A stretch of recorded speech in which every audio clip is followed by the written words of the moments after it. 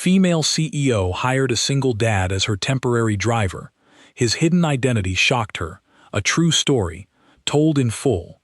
Victoria James did not sleep the way normal people slept. Normal people slept for 7, maybe 8 hours. They went to bed at a reasonable time, left their phones face down on the nightstand, and woke up feeling like the world had been kind to them overnight. They had that particular kind of morning calmness that comes from genuinely resting. The kind where you lie in bed for a few minutes before your alarm goes off. Not because you couldn't sleep, but because you were warm and comfortable, and in no rush to leave that feeling behind. Victoria did not do any of those things.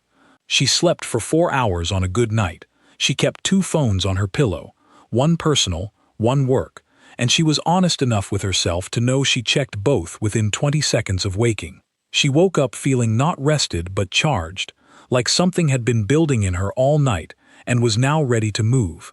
She had felt that way for so long that she had come to mistake it for her natural state.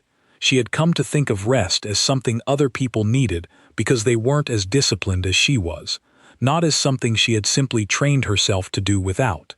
She was 38 years old.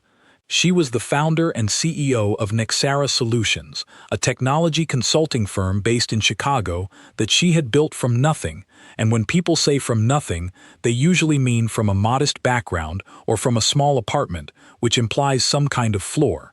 When Victoria said it, she meant from a place where there was no floor that you could trust.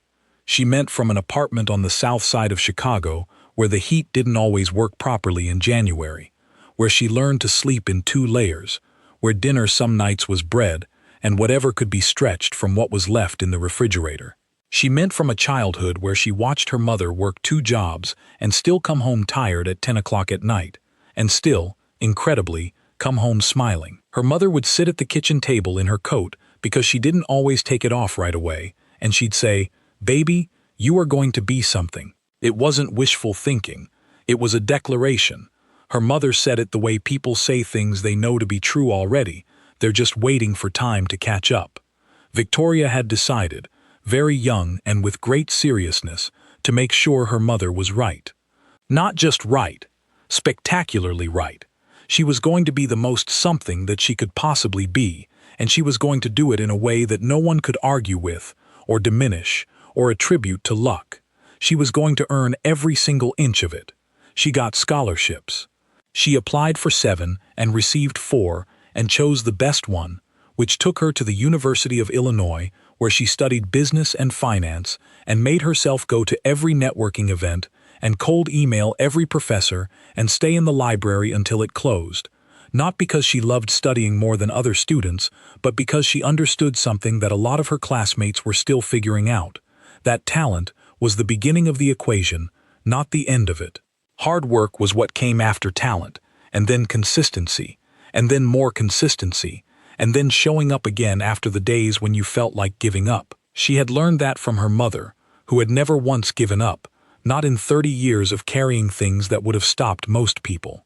She worked nights during college at a hotel front desk, checking people in at midnight, learning the names of regulars, learning how to be professional when you were exhausted, learning that how you treated people at 2 in the morning was actually who you were because you couldn't manage the impression at 2 in the morning. You were too tired to perform.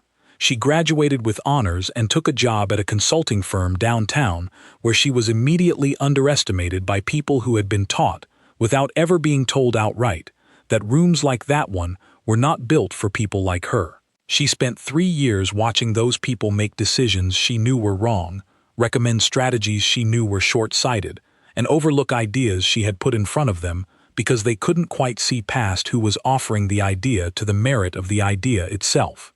She left. She left with 2 clients who had trusted her work more than the firm's name, with a plan that she had been drafting quietly for over a year, and with the particular kind of anger that is not hot but cold and very focused. She started Nexara in a borrowed office space with 2 laptops and a business plan that people called embarrassingly ambitious to her face, and privately called impossible behind her back. That was 12 years ago. Now Nexara was worth $200 million. It had 240 employees across 4 cities. It had clients who were household names and board members who flew in for meetings, and a reputation in the industry that was built entirely on results, on actual measurable outcomes, because Victoria had never once been able to rely on the idea that someone would give her credit she hadn't demonstrably earned. And it had Victoria James at its head, sharp, unrelenting, precise, and almost completely alone inside all of it, in the way that people who have won everything they were fighting for sometimes find themselves alone, because the fighting was the point, and now that it's done, the quiet feels unfamiliar and strange. She had not been in a serious relationship in over 5 years. She had 2 close friends, maybe 3 if you counted Priya, her assistant of 4 years, who she trusted more than most human beings on earth, and would never, not once, say that out loud, because saying it would make it a vulnerability, and Victoria had very carefully eliminated vulnerabilities wherever they appeared. She had a corner office with floor-to-ceiling windows that looked out over Chicago, the city she had decided to conquer when she was 18 years old and was still, at 38, working on it. And most mornings she stood at those windows with her coffee and thought not about how far she had come, but about how far she still needed to go, because she had not yet built the habit of standing still and being grateful for the place she was in. She was always measuring the distance to the next thing instead of standing in the thing she was already in. She knew this about herself. She just didn't know what to do with knowing it. So she poured another cup of coffee and went back to the numbers. The morning that changed everything began like every other morning in her life, which is to say, it began before 5.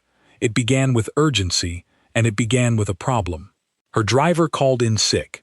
Not just sick, hospitalized. Henry had been her driver for 6 years. He was 61 years old, completely dependable, and had never once, not in 6 years of early mornings and late nights, and holiday schedules and last-minute changes, missed a day. He was part of the infrastructure of Victoria's life, in the way that things you fully rely on become invisible until they're gone. She didn't think about Henry the way she thought about her team or her strategy. She thought about him the way she thought about the elevator in her building, something she could count on, something that just worked. She was fond of him, genuinely. She knew he had a wife named Catherine and grandchildren he showed her pictures of, and that he preferred the jazz station on long drives. She just hadn't thought much about what would happen if he wasn't there. He called Priya at 4:30 in the morning, because he had her number saved as the right person to call, which told Victoria, when she heard about it later, something good about both of them. He was at Northwestern Memorial with chest pains. He was going to be okay, ultimately, but no one knew that at 4:30. Priya had called the hospital. She had sent him a message of concern, and then, because that was who Priya was, she had immediately begun solving the problem of Victoria's morning. Victoria found out at 5:15, already dressed, already on her first review of the acquisition documents that had been keeping her up since 3. She heard it without panic, because she almost never panicked. She had learned to treat panic as a luxury she couldn't afford. She processed the information and went straight to what needed to happen next. "There's a corporate temp staffing service," Priya said, already 2 steps ahead as she always was. "Verified drivers, all licensed, all background checked. I've already submitted the request. The driver's name is Daniel Cole. He'll be out front in 20 minutes. Victoria said fine. She did not ask anything else. She needed someone in the driver's seat of her car within 20 minutes, and Priya had made that happen, and everything else was irrelevant. She picked up her phone, walked to the elevator, and went back to the numbers. The first morning. The car was already waiting when she came through the lobby doors at 6:03. It was a black Volvo, not the luxury sedan Henry usually drove, but well-maintained and clean, and, she noticed immediately, positioned exactly right. Not too close to the entrance where it would block the revolving door, not too far where she'd have to walk across the courtyard, exactly the right distance, which required someone to have thought about it. She filed that away. The man standing beside it was tall, mid-40s maybe, or perhaps he was younger and had lived in a way that put something older in his face, that particular quietness that comes from having been through things. He was wearing a dark jacket, simple and clean, no tie, good shoes that had been polished recently. He held himself in a way she noticed, without being able to immediately name. Not rigid, not slouched, just easy. The posture of someone who had spent enough time being still, that stillness wasn't something they had to try it anymore. He opened the door when he saw her coming. He didn't say anything. Not good morning, not hello Ms. James, not the too bright great to be working with you that people sometimes said when they wanted to make an impression quickly. He just opened the door, stepped back, gave her the space, and waited. She got in without looking at him. Her phone was already at her ear before the door had closed. The first 25 minutes of the drive were entirely Victoria on back-to-back calls, a data migration problem in the Houston office, a flagged contract clause from her lawyers, the daily schedule with Priya. She was specific and efficient and completely absorbed in all of it, which meant she was barely in the car at all. She was in Houston and in the contract and in tomorrow's calendar, not here. When all 3 calls were done, she sat in a moment of silence and looked at the city going past the window. Chicago in early morning, before it's fully awake, has a particular quality that she had always noticed, but rarely had time to appreciate. The light is lower and softer. The streets have that in-between feeling, not quiet, like the middle of the night, not busy like 9 in the morning, just there, just present. That was when she saw it, in the pocket of the seat in front of her, tucked in the way you'd tuck a book or a water bottle. There was a small stuffed elephant, gray, obviously much loved, one of its button eyes slightly loose, its ears worn soft from being held many times. It looked like something that belonged to a child. It looked completely out of place in a professional car, and it also looked, she didn't know why, like something that had a reason for being there. She looked up at the rearview mirror. His eyes were steady on the road. "Is this your car?" she asked. He glanced in the mirror, brief.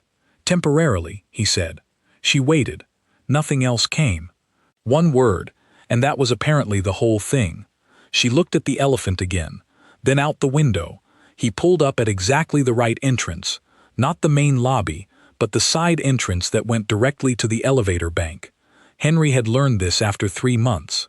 This man had worked it out in one trip. She got out. She walked. At 12 steps she stopped.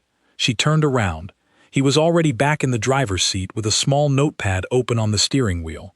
Not a phone, a notepad, writing something. Notes about the route, she supposed. Something practical that would make the next trip smoother. She turned back around and went inside. She thought about the stuffed elephant 3 more times that day. She noticed that she had noticed. Day 2. He was there at 5:42, which meant he had arrived at least 10 minutes before her scheduled pickup. She saw the car from upstairs before she left and thought, he's early. She did not examine why this registered as meaningful. She got in with her coffee and her papers and her phone. The second day was complicated by a vendor situation that had been quietly building and that she now realized had probably been building for longer than she'd let herself acknowledge.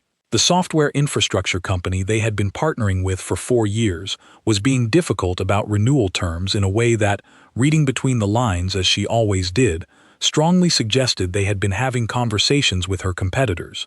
She was on the phone about it within 3 minutes of the car moving. She kept her voice exactly level. This was a discipline she had practiced for years, because she had noticed early in her career that the people who raised their voices always lost something in the exchange, the argument, or the other person's respect, or both. So she kept her voice the same temperature regardless of what was happening inside, and what was happening inside right now was a cold and focused anger. When the call ended, she sat in a silence that felt tightly wound. That sounded like someone else's problem being put on your desk. She went completely still. The voice was from the front seat, unhurried, not looking for a reaction, just a plain observation, the way someone might note the weather.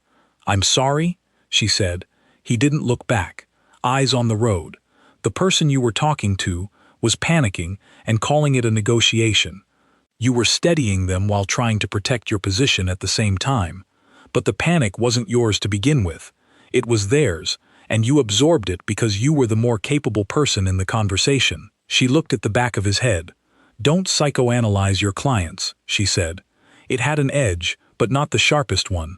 "Just driving," he said. She looked at her phone, then the window, then back at her phone.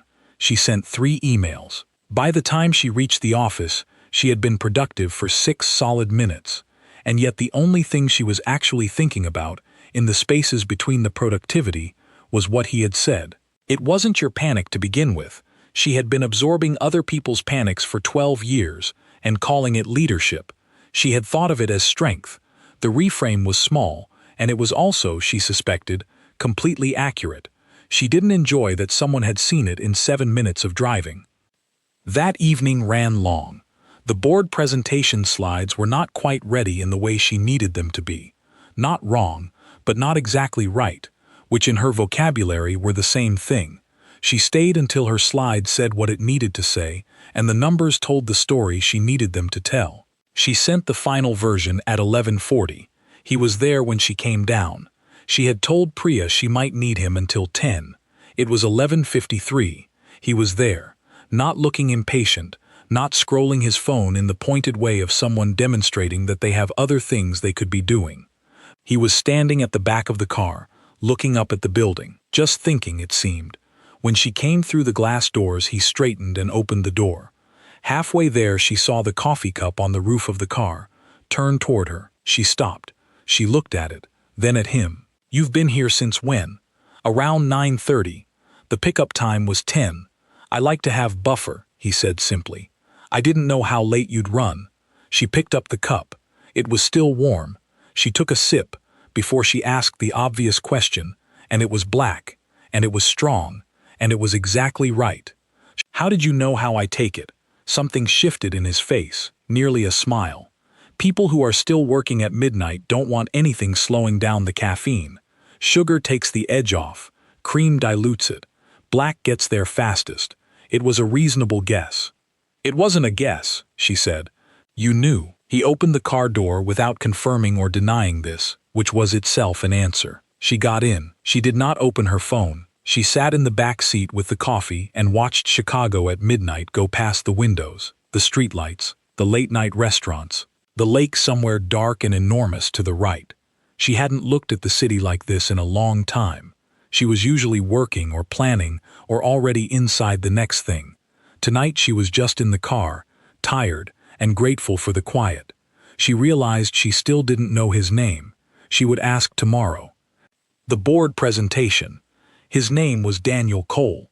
She found that out the next morning from the booking confirmation, and she read the line twice, which she did not usually do. She told herself she was reading it twice because she should know who was driving her. This was true. It was also not the complete reason. The board presentation was at 8:30. She had been in her office since 6, running through the slides one more time, not because she didn't know them, she knew them completely, but because going through them one more time was her ritual.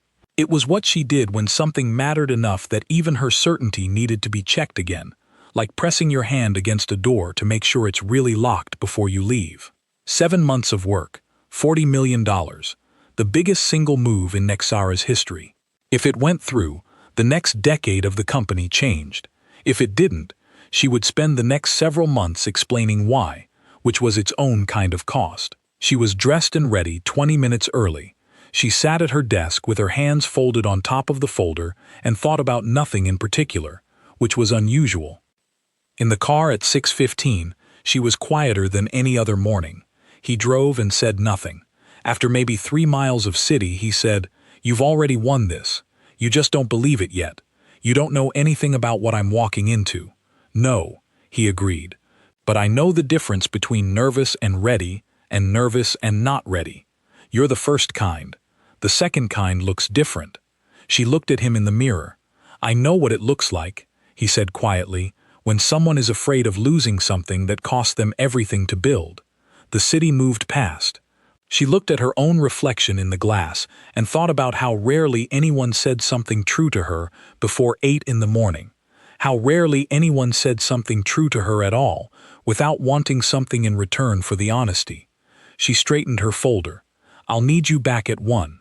"I'll be here," he said. The presentation lasted 2 hours and 20 minutes.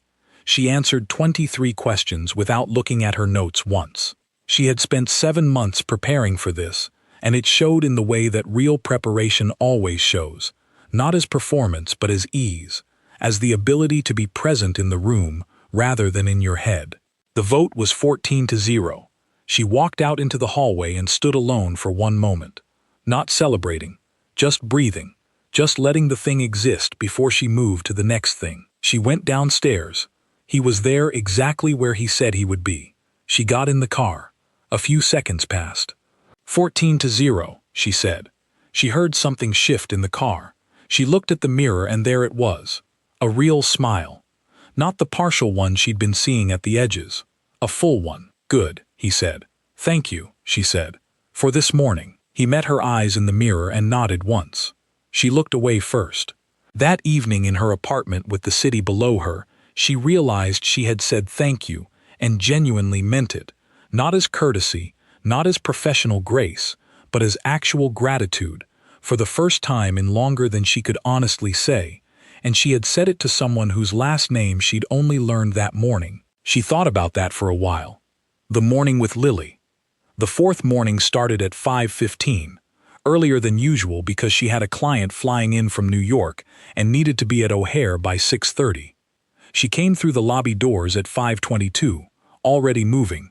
She opened the back door herself and stepped in and was looking at her phone when she registered that she was not alone in the back seat. There was a child, a little girl, maybe 6 or 7, in a school uniform, dark navy skirt, white shirt, navy cardigan, with a small embroidered yellow star on the chest pocket, 2 neat braids. Completely clear, enormous eyes. She was looking at Victoria with the unashamed directness that only small children and very old people manage without it feeling rude. Victoria stopped. She looked at the child. She looked at Daniel in the front seat, who had turned around and looked more unsettled than she had seen him look in 4 days. "I am so sorry," he said immediately. "Her babysitter canceled at 4 this morning. I didn't have anyone to call in time. I was going to contact the agency and have them send someone else. I didn't want to leave you without a car, but are you important?" The small voice came from beside Victoria. Clear, serious, patient. "What?" Victoria said. "Are you important?" the girl repeated. "You look like you're in a hurry. Daddy says people who are always in a hurry are either very important or very worried, sometimes both. Which are you?" Victoria looked at this child for a long moment, then at Daniel, who appeared to be considering whether there was any way to apologize from a moving vehicle. "She can stay," Victoria said. "Don't rearrange anything." "You're sure?" "Quite sure. Drive. O'Hare, Terminal 1. He drove. The little girl's name was Lily. Victoria found this out within approximately 45 seconds of the car moving, because Lily introduced herself with the efficiency of someone who sees no reason to wait. "I'm Lily. I'm 7.5. I go to Maple Street School. I like elephants more than most other animals. Do you have a favorite animal?" "I've never thought much about it," Victoria said. "That's okay," Lily said, with complete seriousness. "Daddy says some people haven't found their animal yet. You probably just haven't met the right one." She pointed at the seat pocket. "That's Peanut. He lives in the car, so Daddy has something to remember me by when I'm at school. I have his work schedule." She produced a small folded piece of paper from her cardigan pocket, "so I know when he'll be back. We both carry something." Victoria looked at the folded paper, then at Peanut, then at the back of Daniel's head. "That's very organized," she said. "I know," said Lily, with great satisfaction. The drive to O'Hare was 40 minutes. Lily talked, but not in the exhausting way, not demanding, not performing, more like being let into her world on a temporary pass. She talked about her class, about an ocean unit they were doing, about a friend whose dog had eaten the corner of a library book. She talked about her chapter book, a rabbit going on an adventure, and how she was almost at the end. Then, without warning, Lily said, "My mommy lives in the sky now." The car went quiet in a different way. "She got sick when I was little," Lily continued, in the same clear voice. She had clearly made a peace with it that was not the peace of having forgotten, but the peace of someone who has found a way to carry something without letting it break them. "She died when I was 4. I don't remember all of it. I remember her voice, and that she smelled like flowers. Daddy says she would have thought I was the funniest person in the whole world. I think he's probably right, Victoria said. Her voice came out quieter than she intended. Lily looked at her. Are you sad about something? Why do you ask that? Because you have the same eyes as Daddy sometimes. When he thinks I'm not watching. Like you're carrying something that's very heavy, and you've been carrying it so long you've stopped noticing. Victoria turned and looked out the window. The expressway was opening up, and the sky was pale at the edges, and she did not trust her face right now. I'm fine, she said. Okay, said Lily, and went back to her book. At the airport, Victoria did her job exactly right. She collected her client, conducted the breakfast meeting, made all the right impressions. But through all of it, there was a small voice in the back of her mind saying, "You've been carrying it so long you've stopped noticing." She thought about it for a long time after. What she carried. Victoria had a ritual she had never told anyone about. Every Sunday morning, regardless of what the week ahead looked like, she got up before 6, made a pot of coffee, and sat at her kitchen table without her phone. Just the coffee, and the early light, and the city below the window. She had lived in Chicago long enough now that she knew its moods, the way you know the moods of someone you've shared a home with for years. Chicago in early autumn is the best version of itself. The heat of summer lifted, the light getting lower and more golden, the lake still warm enough that you can smell it in the air on the right mornings. She would sit for 1 hour. She would not check email. She would not review anything. She would just be there. This had started 18 months ago, when her doctor had looked at her blood work and then looked at her and said, very calmly, that her cortisol levels were among the highest he had seen in a patient who was not currently experiencing a medical emergency. He had asked what she did to rest. She had started to describe her sleep schedule, and he had stopped her and said, "Not sleep, rest." She had not fully understood the distinction. She had gone home and researched it, which was very Victoria, treating the concept of rest as a problem to be understood through study, and had concluded that she needed to stop moving for 1 hour per week as a minimum. She had given herself the Sunday ritual as a kind of prescription. It helped. Not enough, probably, but she had not stopped. The Sunday before Daniel's last driving day, she sat at the table and found herself not thinking about the acquisition documents open on the counter.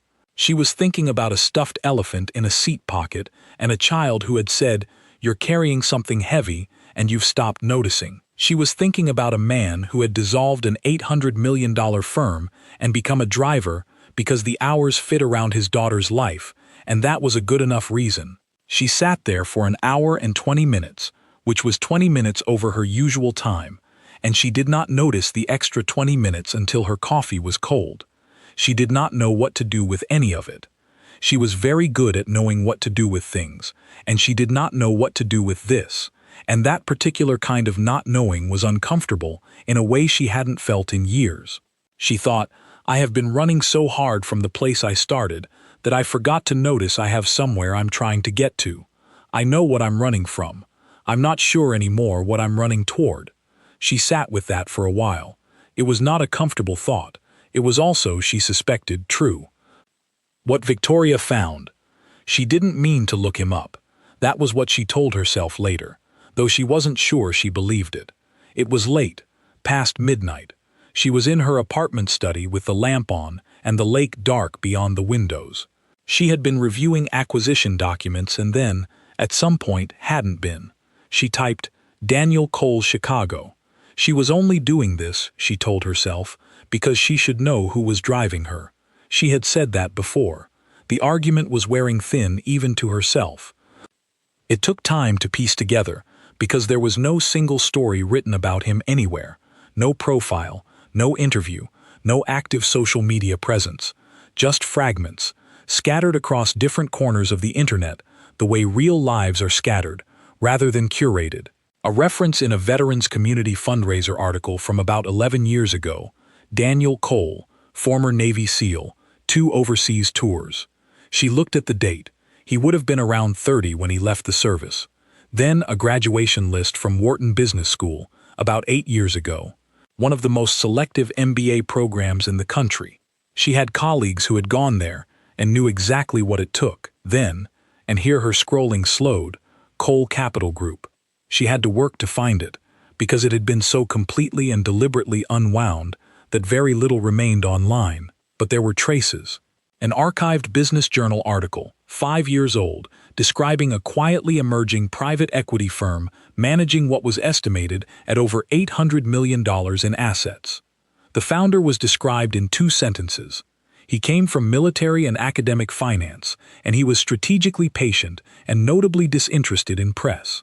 She read that phrase 3 times. She kept reading. Cole Capital Group had been dissolved, completely, cleanly, no fanfare, approximately 3 years ago. Lily was 7 now. Lily's mother had died when Lily was 4. Victoria put her pen down slowly, with the particular carefulness of someone who needs something to do with their hands. She thought about what she was looking at. A man who had served his country through 2 overseas deployments, then gone to Wharton, then built from scratch a private equity firm managing $800 million, doing it all quietly, without seeking attention or credit. Who had then chosen to dissolve the entire thing, every piece of it, to be with his daughter when her mother died and she needed him. Who had then, while quietly rebuilding what came next, taken a job driving, not because he was broke, because the hours fit around a child's school day. He had not told Victoria any of this.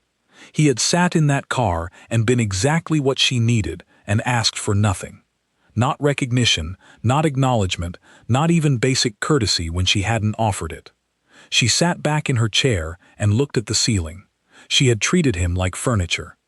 She had spoken past him, around him, at her phone in his presence without once considering what he might actually be. She had seen a driver, and continued seeing a driver, because she had decided what he was before she knew anything. This was not the kind of person she wanted to be. She had built her whole life on the belief that people should be judged by what they actually were and what they actually did, not by what they looked like or what category someone had placed them in before getting to know them. She believed this because she had been on the wrong side of it. She knew what it felt like to be the person in the room that someone looked past before she'd said a word. And here she was. She closed the laptop. She sat in her quiet apartment at 1 in the morning and felt something that wasn't quite guilt and wasn't quite shame, but was related to both. The recognition of seeing yourself clearly and not entirely liking what you see. That recognition, uncomfortable as it was, felt like the beginning of something, like a door opening. She went to sleep at 2. For the first time in longer than she could honestly remember, she did not dream about work. The conversation that changed things. The next morning she got in the car and said nothing for 15 minutes. It was not cold silence. It was the silence of someone who has worked out what they want to say, but hasn't found the right beginning yet. He drove and said nothing. He always did this. She had found it aggravating on day 1. By day 5 she understood it as a kind of respect. Here is space. Use it as you need. Finally, why didn't you tell me? He didn't ask what she meant. He never did that. Because it doesn't matter, he said. It matters to me. I know, he said, but it doesn't change anything that actually happened this week. You needed a driver. I drove. You know that's not what I mean. I do. And I'm telling you honestly, I didn't hide it to make a point, or test you, or be mysterious. I don't introduce myself by telling people what I used to be. I'm not Cole Capital right now. I'm figuring out what comes next. The driving is honest work that fits my life. She watched the city go past. Cole Capital Group, she said. 800 million. At the high point, yes. You built that, and you walked away. He was quiet for a moment, not avoiding the question, just making sure the answer was right. When Amara got sick, he said, I tried to manage everything. The firm, her, Lily. I told myself I could handle it all. I was doing 3 things at 60% when each of them deserved 100. He changed lanes smoothly. She died on a Tuesday morning. I had stepped out of her room to take a call because I thought there was time. I thought I had 10 more minutes. He said this without bitterness, just truth. There wasn't 10 minutes. I've made my peace with that as best I can. But when Lily was 4 years old and scared and standing in my doorway at 3 in the morning just to make sure I was still in the world, I understood something I should have understood sooner. that those years were not going to come back, that she needed me to be actually present, not present from a distance between calls. Victoria did not say anything. So I dissolved the firm, he said. I set aside what we'd need, and I became a father first. Everything else started from there. The driving fits the hours.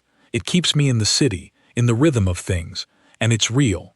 I do the actual thing in front of me, present, the actual thing in front of me. You are a better person than I am, she said. She hadn't planned it. It just arrived. You don't know me yet, he said. Yet. She sat with that word for the rest of the morning. She sat with it through the afternoon. She was still, quietly, sitting with it when she went to sleep that night. When everything falls apart. The call came in on a Thursday at 3:47. Victoria was in her office, the deal 24 hours from closing, people in 2 cities, lawyers on 3 calls, everything exactly where it needed to be. For the first time in 7 months, she felt like it was going to land exactly right.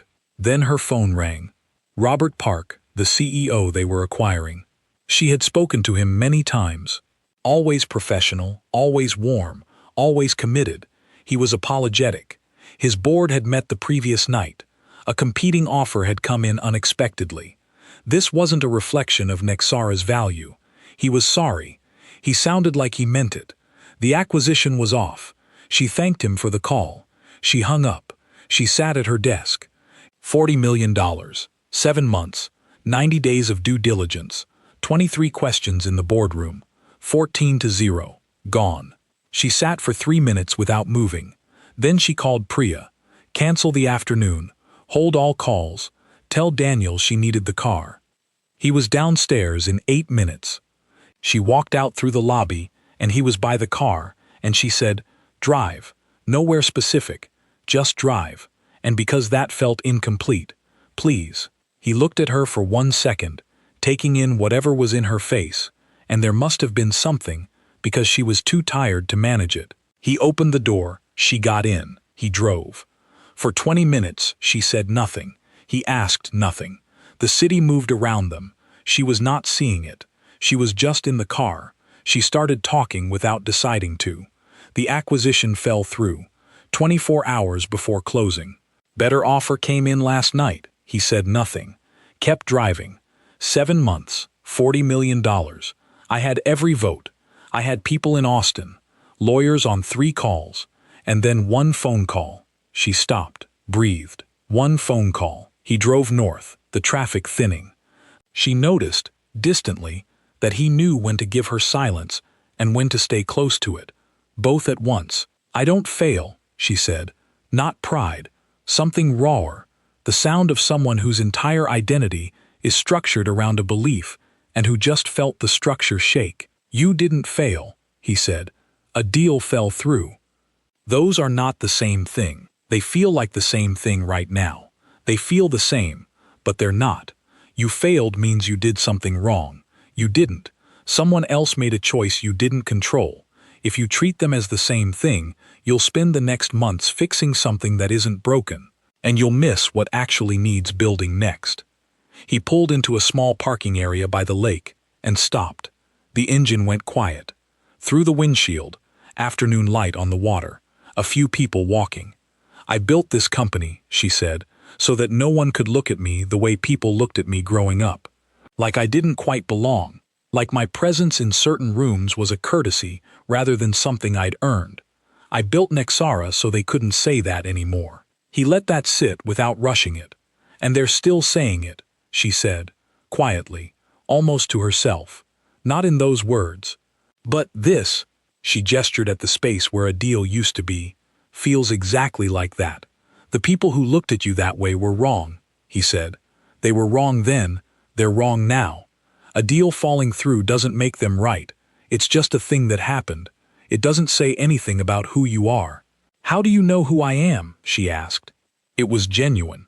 He turned in his seat. The first time in 5 days he had fully turned around and faced her directly. She felt the shift of it. "Because people who are nothing don't carry themselves the way you carry yourself," he said. "Not even when they're falling apart. There is something in you that was built before the company and before the title, built back when you had nothing to prove it with yet. That thing doesn't break, Because a deal didn't close. She was very still. You said something on day 3, he continued. On a call. You said, I didn't come from the south side to let someone else define my timeline. And I thought, that is not a person who fails. That is a person who gets redirected sometimes. It's different. She almost laughed. It came out small and surprised and real. He smiled. The full one, the real one. You know what's strange? She said after a moment. I hired you for a week. The week ends tomorrow. His smile faded a little. I know. They sat in the quiet of the parked car by the lake, with the city behind them, and neither said anything else. He drove her home at 6. She said goodnight. He said goodnight. That was all. But when she got upstairs, she stood at her window for a long time, looking at the city, feeling something she hadn't felt in a very long time, the particular weight of not wanting something to end. Saturday evening. She almost didn't go, not because she didn't want to, but because she didn't know how to. Victoria James was extraordinarily comfortable in boardrooms and client dinners where the menu had been pre-selected and the conversation had a professional structure. She was considerably less comfortable in situations where none of those guardrails existed, where the evening had no agenda and its success couldn't be measured by deliverables. She stood in her apartment at 5:30, in a dark blue dress that was too formal for someone's kitchen. She changed into something simpler. Then she thought the simpler thing was wrong. She stood in her closet for 4 minutes, which was 4 minutes longer than she had ever spent on this problem in her life. She arrived at 6:02. The apartment was on the second floor of a building in Lincoln Square, tree-lined streets, old brownstones, a bakery on the corner that smelled like bread even from the sidewalk. She stood outside for a moment. The windows above her were lit up warm. She could hear a child's voice. She rang the bell. Lily opened the door. She was wearing an apron that reached her knees and had a small smear of something orange on the front. She looked at Victoria with great seriousness. You came, she said. I said I would. Some people say they will and then they don't. She stepped back. Daddy says you're someone who means what she says. Victoria stepped into a hallway that smelled like butter and bread and cedar from an old closet, the particular smell of a home that has been a home long enough to have its own scent. Lily's shoes were by the door, lined up neatly, a drawing on the wall in a simple frame, a man and a smaller figure holding hands, stick-figured, but carefully done, clearly cherished. Daniel appeared from the kitchen doorway, in a gray shirt, sleeves rolled up, a dish towel over one shoulder. He looked like himself in a way she hadn't quite seen all week, more at home, more present in a way that made her realize she had been seeing a version of him, and this was the actual one. You found it, he said. I used the address you sent, she said. He almost smiled. Come in. Lily explained the rules during dinner. Victoria had to rate the grilled cheese on a scale of 1 to 10, but only a genuine 10 was acceptable, because Lily could tell the difference between polite and real. Victoria also had to listen to 1 chapter of the Rabbit book before dessert. Non-negotiable. Those are very clear terms, Victoria said. Daddy says clear terms are important. Daddy is right. Daniel said nothing, but something around his eyes shifted. The grilled cheese was genuinely excellent. Victoria gave it a 9. Lily nodded with the gravity of a judge. Why not a 10? Because I want to try it again before I commit to a 10. If I give you a 10 tonight, I have nothing to look forward to. Lily thought about this. Okay, that's fair. She looked pleased in the way that someone who has been taken seriously always looks pleased. The chapter of the Rabbit book took 18 minutes. Lily read aloud, clearly, pausing at the right places, glancing up to make sure her audience was following. Daniel listened with the complete attention of someone who has heard this story many times and is genuinely glad to hear it again. Victoria followed more closely than she expected, which said something about both the reader and the story. At the end of the chapter, the rabbit stood at the edge of a high waterfall and couldn't see what was at the bottom. Is he scared? Victoria asked. Of course, Lily said, but he goes over anyway, because that's what the next part of the adventure requires. A small silence. Right, said Victoria. Later, after Lily had gone to bed with great dignity, And after the dishes had been done in the quiet way a kitchen becomes once a child has gone to sleep, Victoria and Daniel sat at the table with tea. The city hummed low outside the window. A lamp was on. It was a very ordinary scene, and it felt to Victoria like something she had been away from for a very long time without quite realizing she missed it. I was made smaller, she said, after a while, by a lot of people, for a long time. I made myself larger in response. I think sometimes I overcorrected. I built something enormous, and I filled it with myself so completely that there isn't much room for anything else. I thought that was strength. It might be both, he said. Things usually are. She looked at him across the table. I'm going to be very honest with you. Okay, I don't know how to do this. She gestured at the table, the apartment, the evening. I know how to do a lot of things. I don't know how to do this. Neither do I, he said. Not anymore. Not this version of it. But I think that's okay. I think we figure it out as we go. If you want to. She held his gaze. I want to, she said. The last morning. She was dressed by 5:50 even though her first appointment wasn't until 8:30. She was downstairs at 6:28. He arrived at 6:30 exactly, which she had come to understand was just how he was. Not early in an anxious way, not late in a casual way, but exactly on time in a way that meant your time matters. Here I am. She opened the back door herself. Lily was there. Same uniform. Same 2 braids. She looked up at Victoria with an expression that said, "Of course you're here. I expected you." "Hi," said Lily. "Hi," said Victoria. "It's my half day, so Daddy takes me to school and then picks you up. Except you're already here. A little early. That's fine. Early is better than late. Daddy says punctuality is respect." She said this last part in a lower, slightly official voice, clearly quoting. Daniel, from the front, was looking straight ahead and making no comment. Lily had something in her lap.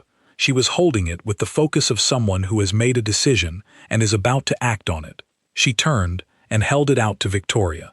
Peanut, the small gray elephant, button eye loose, ears worn soft. Lily, this is yours. It lives in the car so your dad has— I know what I said, Lily interrupted patiently.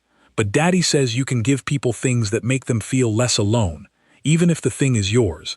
And I think you need it more than the car does right now. Victoria's chest did something large and complicated. She took the elephant. She held it in both hands, this small worn thing that belonged to a 7-year-old who had lost her mother at 4, and remained, somehow, the warmest and most clear-eyed person Victoria had been in a car with in years. "Thank you, Lily," she said. "You're welcome," said Lily, and picked up her book. They dropped Lily at Maple Street School at 7:50. She hopped out, turned, and gave Victoria a dignified wave through the window, composed, the wave of someone who has places to be, and walked inside. Victoria watched her go. "She's figuring out," Daniel said, as he pulled back into traffic, "what took me years to learn. That being genuinely kind to people, without calculating what you get back from it, is the most useful thing you can be. Most people are quite hungry for it. Because most people in most of their days are surrounded by people who are too busy or too defended to offer it freely." Victoria looked at Peanut in her hands. "I was too busy and too defended," she said. "For most of this week, yes," he said, without judgment, just accurately. "I'm sorry," she said. "I know," he said. "It's okay." He pulled up to her building. She sat without moving for a moment, put her hand on the door, stopped, got out, walked, 12 steps. She stopped. She turned around. He was watching her through the windshield. "Just there. I want to offer you a permanent position at Nexera," she said. "Not as a driver, as something that fits what you actually are. We can figure out the shape of it together." "You don't have to do that," he said. "I know. I'm not doing it out of obligation. I'm doing it because I have worked with a very large number of people in my career, and I have never, not once, met someone who understood what I was actually carrying before I did. That is not common. I could use someone like that. A moment.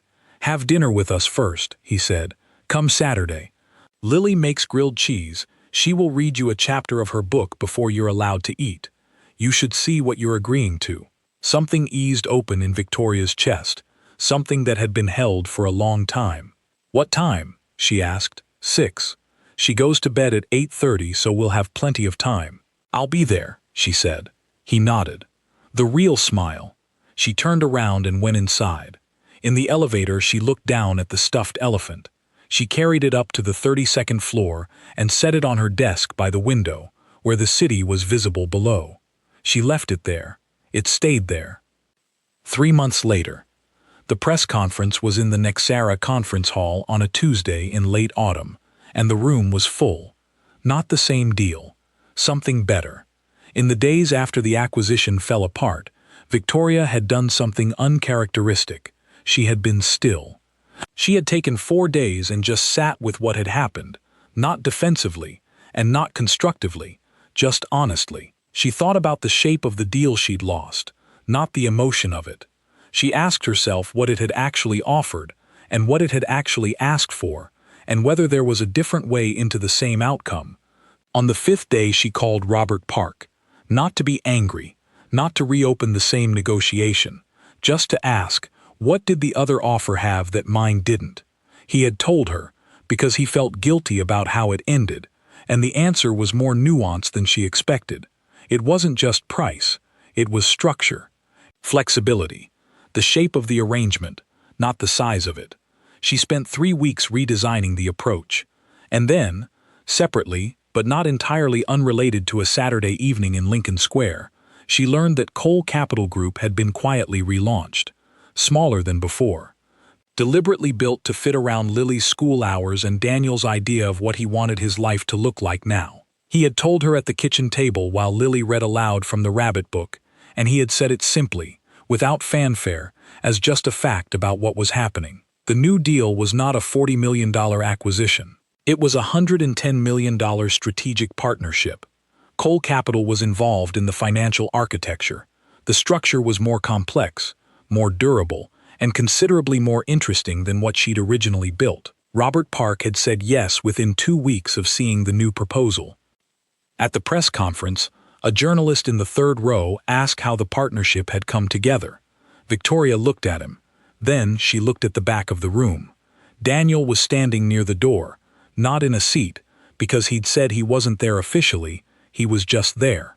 Beside him, Lily was in a borrowed blazer she had declared professional, and a press badge that said VIP guest in large letters that Priya had printed for her that morning.